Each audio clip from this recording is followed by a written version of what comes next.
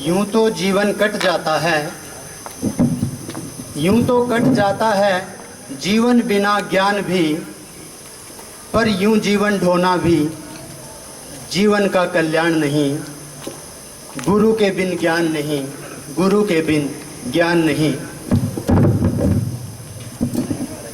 आदरणीय director ma'am, सम्माननीय मुख्य अतिथि सर, मेरे साथी अध्यापक व प्यारे विद्यार्थीगण, सभी को गुरु पर्व की, गुरु पूर्णिमा की बहुत सारी बधाइयाँ, बहुत सारी मुबारकें।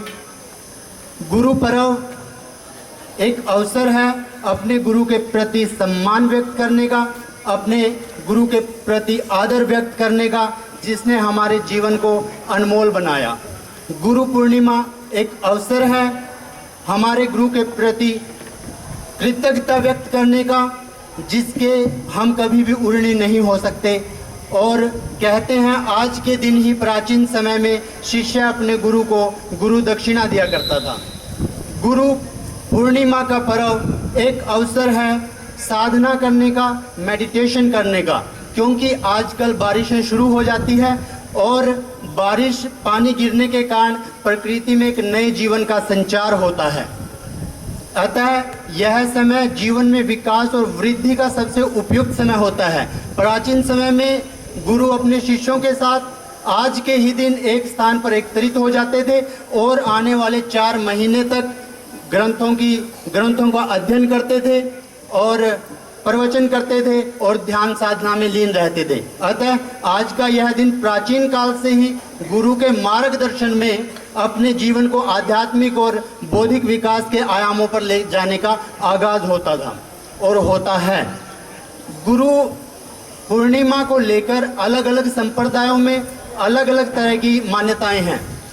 योगी संप्रदाय में जब हम आकाश में सप्तऋषि तारामंडल देखते हैं, उन 7 ऋषियों और शिव से संबंधित एक कथा है, जिसमें कहा गया है कि बहुत ही हजारों साल पहले आदि योगी शिव ने 7 ऋषियों को योग की शिक्षा दी थी। अतः योगी जो है वो आज के दिन को, गुरु पूर्णिमा को, उस तथ्य से जोड़कर गुरु पूर्णिमा मनाते हैं। बौद्ध धर्म में यह मान्यता है कि आज के दिन महावीर बुद्ध ने, आज के दिन गौतम बुद्ध ने ज्ञान प्राप्ति के बाद अपना पहला जो उपदेश दिया था वो सारनाथ में दिया था, जो आज के ही दिन दिया था। और हिंदू धर्म में गुरु पूर्णिमा इसके लिए मनाई जाती है, वह महर्षि वेद व्यास जी के जन्म से जोड़कर मनाई जाती है। महर्षि वेद व्यास जी ने 18 पुराणों की रचना की। श्रीमद् भागवत व ब्रह्म सूत्र के अलावा उन्होंने महाभारत जैसा विशाल महाकाव्य भी लिखा। विश्व के सबसे प्राचीन ग्रंथ वेद माने जाते हैं। माना जाता है कि वेद किसी एक समय में किसी एक ऋषि ने नहीं लिखे, बल्कि अलग अलग समय में अलग अलग ऋषियों ने उनमें ऋचाओं की रचना की।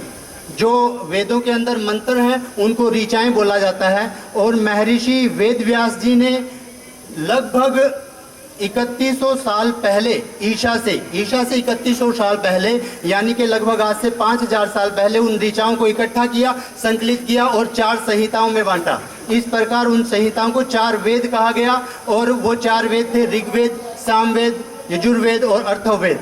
आगे चलकर ऋग्वेद की 21 शाखाएं बनी और सामवेद की 1000 शाखाएं बनी, यजुर्वेद की 100 शाखाएं बनी और अथर्ववेद की 9 शाखाएं बनी।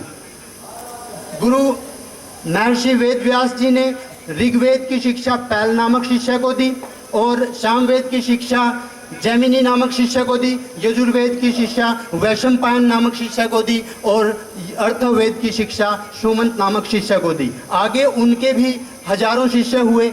इस प्रकार गुरु वेद व्यास जी ने जो एक समृद्ध व मजबूत गुरु शिष्य परंपरा चलाई, वह भारत के ज्ञान की जीवन रेखा बनकर चारों दिशाओं में फैलने लगी और उसने प्राचीन समय में ही भारत को ज्ञान और कला का केंद्र बिंदु बना दिया। अतः इसीलिए हम गुरु वेद व्यास जी को आदि गुरु भी मानते हैं और उनके जन्म को लेकर हम गुरु पूर्णिमा पर्व मनाते हैं या व्यास पूर्णिमा पर्व भी मनाते हैं। आज की रात पूर्णिमा की रात है, चांद पूरी तरह से गोल होगा और पूरा चांद अपनी चमक के द्वारा जिस तरह से रात को खूबसूरत बना देता है, उसी तरह से गुरु अपने ज्ञान की रोशनी के द्वारा शिष्य के जीवन को चमकदार बना देता है, उसको नए जीवन का आभास देता है। और शायद इसीलिए हम गुरु को ब्रह्मा कहते हैं, क्योंकि गुरु शिष्य को नया जीवन देता है। हम गुरु को विष्णु कहते हैं, क्योंकि गुरु शिष्य की रक्षा करता है। हम गुरु को महेश कहते हैं, क्योंकि गुरु शिष्य के जो दोष है उनका संहार करता है। गुरु का तो मतलब ही अंधकार से प्रकाश की तरफ ले जाने वाला होता है। गुरु में गु का मतलब होता है अंधकार या अज्ञानता, और रू का मतलब होता है प्रकाश या ज्ञान, अर्थात जो हमें अंधकार से प्रकाश की तरफ लेकर जाए वो गुरु है। अर्थात जो अपने ज्ञान के द्वारा हमारी अज्ञानता को हर ले वो गुरु है। और शायद इसीलिए कहा गया कि गुरु बिन ज्ञान नहीं। यह बात आज भी उतनी ही प्रासंगिक है जितनी प्राचीन समय में हुआ करती थी। बेशक से आज हम आध्यात्मिक से भौतिकवादी बनते जा रहे हों, बेशक से आज हम प्रकृतिवाद से पूंजीवाद की तरफ बढ़ रहे हों, और बेशक से आज हम में सर्व सुखाय की बजाय स्वयं सुखाय की प्रवृत्ति प्रबल होती जा रही हो, बेशक से आज पश्चिमीकरण के कारण हमारे समाज के जो नैतिक मापदंड हुए थे वो गिरते जा रहे हों। और इन नैतिक मापदंडों के गिरने के कारण मैं मानता हूं कि आज के समय में एक अध्यापक का व्यवहार भी अधिक व्यावसायिक हो चुका है, और विद्यार्थियों का जो सेवा भाव है वो भी संदेहास्पद हो चुका है। आज विद्यार्थी गुरु को कमतर आंकने लगे हैं, और उनके प्रति उनका जो समर्पण है वो समर्पण भाव कम होता जा रहा है।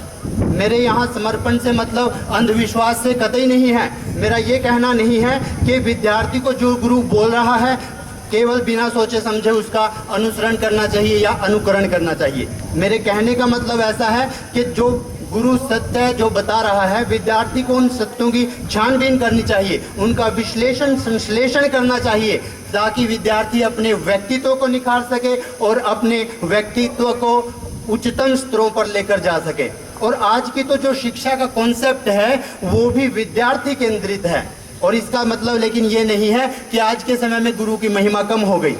बेशक से आज के समय में उद्देश्य और ढंग बदल गए हों, लेकिन जीवन में आज भी गुरु का महत्व कम नहीं हुआ। आज भी गुरु शिष्य जो संबंध है वो सर्वाधिक महत्वपूर्ण है, जो जीवन के हर क्षेत्र में गुरु के महत्व पर प्रकाश डालता है। आज भी एक खिलाड़ी के व्यक्तित्व को निखारने के लिए, उसकी प्रतिभा को निखारने के लिए उसका कोच है जो वो अपनी विशेषज्ञता के द्वारा उसको नई दिशाएं देता है। अध्यात्म के मार्ग में आज भी शिष्य के मस्तिष्क के अज्ञान को गुरु अपने मार्गदर्शन के द्वारा निखार देता है। असल में गुरु विद्यार्थी के संपूर्ण विकास में बहुत ही महत्वपूर्ण भूमिका निभाता है, और आज की शिक्षा का मुख्य उद्देश्य भी विद्यार्थी का सर्वांगीण विकास, विद्यार्थी का बहुमुखी विकास और विद्यार्थी का चहुमुखी विकास है। और एक गुरु अपने शिष्य के बौद्धिक, शारीरिक और संवेगात्मक विकास में सहायता करता है। एक गुरु अपने शिष्य के सामाजिक, सांस्कृतिक और सौंदर्यात्मक विकास में सहायता करता है। एक गुरु अपने शिष्य के व्यवहार और भाषात्मक विकास में सहायता करता है। एक गुरु अपने शिष्य में वो दृष्टिकोण पैदा करता है जो सौंदर्य को परख कर सके। और हमारी तो पूरी संस्कृति ही सत्यम शिवम सुंदरम पर टिकी हुई है। सत्यम यानी कि जो सत्य है वो शिव है, और शिव क्या है? शिव का मतलब है कल्याणकारी, सबका कल्याण करने वाला। जो सत्य है वो कल्याणकारी है, सबका कल्याण करने वाला है, और जो कल्याणकारी है वो सुंदर है। अतः गुरु का ज्ञान और शिष्य की ऊर्जा आपस में सम्मिलित होकर समाज को नई दिशाएं देती है, नए विकास के सूत्रों तक लेकर जाती है। एक गुरु अपने ज्ञान के द्वारा शिष्य का मार्गदर्शन करके उसे कल्याणकारी बनाता है, उसके जीवन को और समाज को कल्याणकारी में बहुत ही महत्वपूर्ण भूमिका अदा करता है। आखिरी में कबीरदास जी के दोहे के साथ अपनी बात को विराम देना चाहूँगा। गुरु कुम्हार है, गुरु कुम्हार शिष्य कुंभ है। गुरु कुम्हार शिष्य कुंभ है, गड़ी गड़ी गाढ़े खोट, गड़ी गड़ी गाढ़े खोट, अंतर हाथ सहार दे, बाहर बाहे चोट, बाहर बाहे चोट। धन्यवाद। आपने मेरी बात को ध्यानपूर्वक और शांतिपूर्वक सुना, उसके लिए आपका आभार। धन्यवाद। Thank you, sir, for your beautiful speech. Now we have got special program that is welcome and worship of teachers by the students.